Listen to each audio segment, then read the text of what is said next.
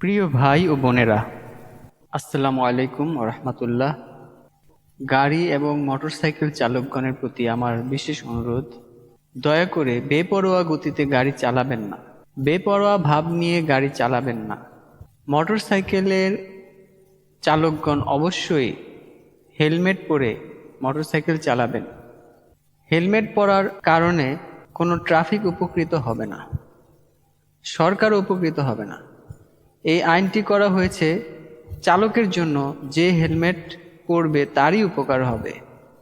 কারণ হেলমেটের উদ্দেশ্য হচ্ছে আপনার এই মাথাটাকে সেভ করা। আপনি যদি দুর্ঘটনাক্রমে পড়ে যান, আপনার মাথাটা যেন সেভ থাকে, সেজন্যই হেলমেটটা। তো হেলমেট পরতে আপনার কেন অনীহা, আমি সেটাই বুঝি না। হেলমেট তো পরবেন আপনার নিজের ভালোর জন্যই, আপনার নিজের সেফটির জন্য। আপনি হেলমেট পরলে তো ট্রাফিকের কোনো লাভ নাই। আপনি ট্রাফিককে দেখানোর জন্য হেলমেট একটা পরেন কোনো রকম, তাও দেখেছি যে অনেকেই বেল্ট না লাগিয়ে হেলমেট পরে রাখে। তো আপনি পরার আগেই তো হেলমেট পরে যাবে, তাহলে সেই হেলমেট পরার কী লাভ হলো?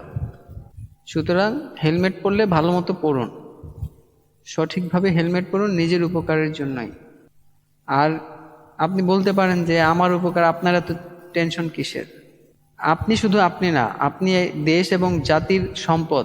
প্রত্যেকটা মানুষ দেশ এবং জাতির সম্পদ।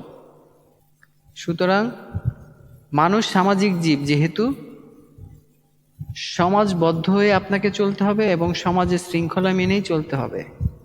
আপনার যা খুশি তাই আপনি করতে পারবেন না।